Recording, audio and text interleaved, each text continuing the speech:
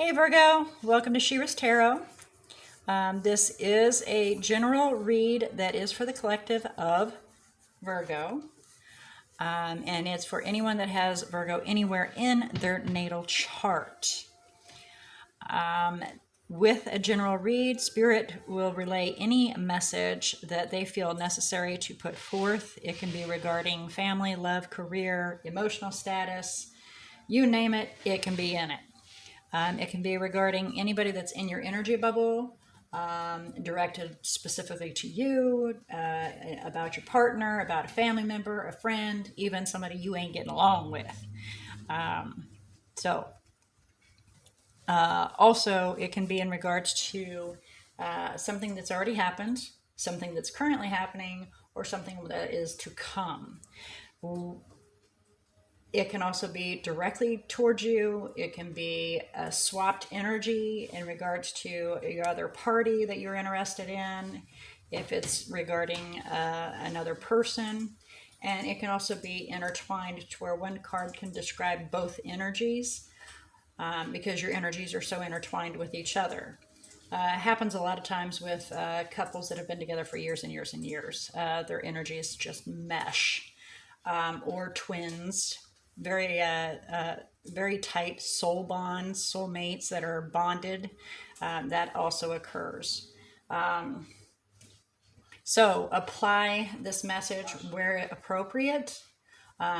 Discern and apply at your where it's appropriate, but please don't ever force it. If it does not fit, then let it go. You will know if this message is for you within the first few minutes. If it is, please remember that like button that's down there, and also a comment would be great, letting me know how you resonate with, or if you do. If you don't, that's all right. Please go check out your other zodiac signs that are in your natal chart. I've found that the sun sign is how you analyze a situation. The moon is how you emotionally react to it. And your rising or ascendant is how you'll actually take action towards a situation. I like to refer to them as the brain, heart, and spine.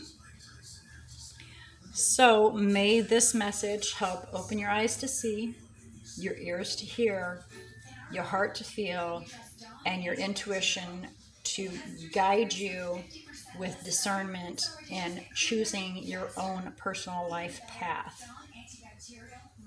I do cleanse, bless, shuffle, and shake prior to recording so that we can get you to your message without you having to wait for the cards to fly, on top of me talking as well. So, Virgo, here we go. Your oracle that came out, you have Never-Ending Story and Mending. And on the bottom of the deck, we have Soulmates with Community, and Loyal Heart with Truth Be Told, and Message in a Bottle. So, and then behind that was To the Sea, which I think that's kind of interesting too. To the Sea. All right. So what this is breaking down to is the oracle is telling you that there is some drama that needs to be fixed within your personal relationships, your family, friends, people that you're very loyal to, which Virgo is very loyal, period. So you name it. It could be a friend, a business associate. I know a Virgo myself that his devotion to individuals is beyond par. It's impressive how loyal he is. And sometimes it's questionable whether or not he should be loyal, but he remains loyal.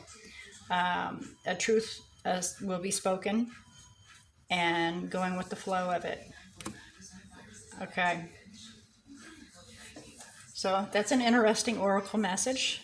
It's drama that needs to be repaired, but there's always drama within family and friends.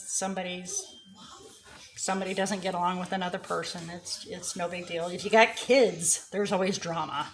So not anything unusual there.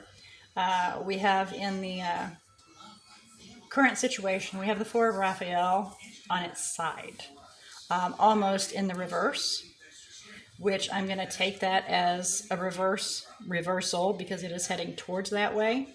If it were facing the other way, I'd take it as an upright. But with it facing this way, it's almost in a reversal, which is telling me that there is a possible new relation involved here. Something new is coming in. We're seeing some new things. And we have the Knight of Wands clarifying that. New ideas, something new and exciting. We're moving towards that. And when I clarified the Knight of Wands, I got the Three of Cups and the Ace of Swords. So a friend, somebody in the community, we're having a new beginning. We have an aha moment and speaking our truth and having a new beginning. Okay? So with our thought process, we have the Nine of Michael, which is Nine of Swords. We're stressing out over the Queen of Cups. We're stressing out over offering our cup, or the Queen of Cups taking a stand, being a little defensive possibly. Possibly to this moving in with speaking our truth, to have a new relation. Possible, that's what is showing up here. But there's a little bit of defensiveness, a little bit of, standoffish and being guarded. So we go towards the action being taken, and we have the Ace of Gabriel, planting a seed, a new exciting beginning.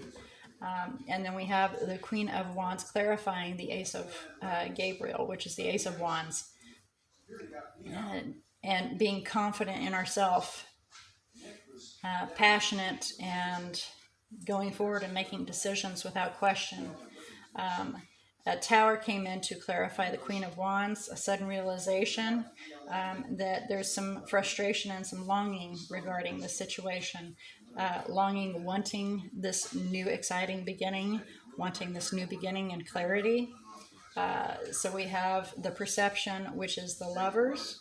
And with the Lovers, it's a partner, somebody that we want in our life, possibly our twin, our other half, a very deep soul bond, which the Lovers normally for me is truly the twins.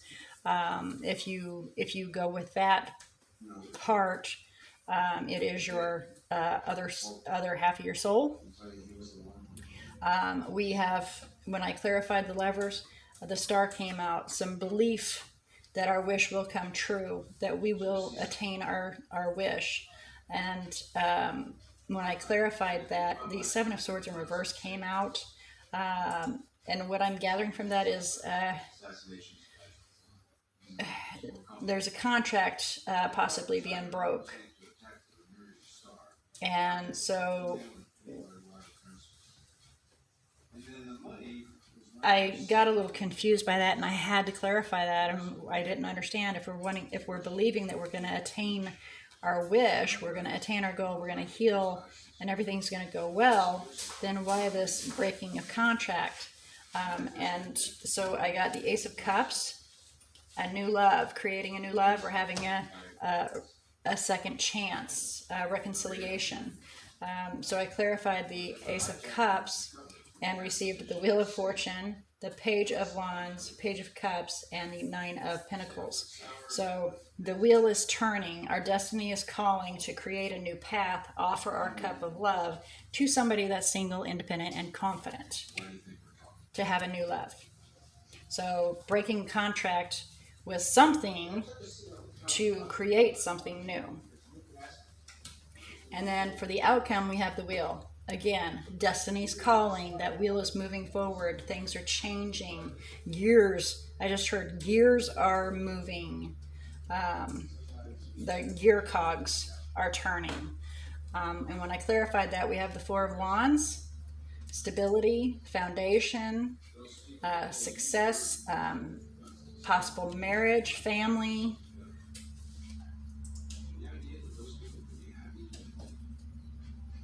Harmony, balance, but it's all stable. It's all in one. that the biggest part is stability. And the cogs are turning towards that. And when I clarified the Four of Wands to find out, just to be a little bit nosier, the Knight of Swords came out. So quite possibly a Gemini individual, but more so just wanting to move swiftly towards that, wanting to speak our truth and move into that. But caution must be thrown out there that with the Knight of Swords, I like to refer to the Knight of Swords as being like a tornado or a hurricane coming in, that they whirlwind in and then they whirlwind out. And it's not constant like the Knight of Pentacles, to where he may take forever to get there, but he is methodical and steady and reliable. And with the Knight of Swords, he comes shooting in and then he shoots out. Not very stable there. And that kind of confused me with that coming out with the Four of Wands, because the Knight of Swords is not stable, but he does cut out what doesn't serve, and he does speak truth. So that may be leading towards needing to just cut out what doesn't serve us and speaking our truth to have stability and to change things. And at the bottom of the deck, we have the Ten of Swords, which is an ending, sometimes a painful ending. And with that is the Devil. And it may have been a toxic ending. It may very well be toxic and needing to end. So when I asked what the possible outcome is to all of this, wow, I just noticed this. At the bottom of the main deck here, we have the Ten of Raphael, which is the Ten of Cups. I didn't even pay attention to that. So our happily ever after. Our desires is at the bottom of the deck, is the happily ever after. All right, so back to what I inquired of what the possible outcome is in regards to this message. We have intention, manifest, and unemotional. So the possible outcome is that there's going to be an intention placed, and be careful what you wish for. When you think it and you believe it, and your heart believes it fully, and you believe it to have happened, that is an intention being put out, and it will be manifested more often than not. And be careful how you word it, how you think it, how you see it, because it will manifest. And unemotional is in this. This is the King of Swords. Being very logical about a situation, which is very good. If we're manifesting, we're placing an intention and manifesting, then we're being logical about it. And that's a safety net, because whenever you're the King of Cups or you're the King of Wands setting in a manifestation, if you're in a fiery mode, or if you're in your cups at that moment, your manifestation may turn out kind of crazy. But with the King of Swords being unemotional and logical, the intention and manifestation may turn out very well. But always be very careful what you wish for. Be very careful how you word it, how you think it. At the bottom of this deck is clarity and wish fulfillment. However, I do want to point out, from there we have interference, third party in there.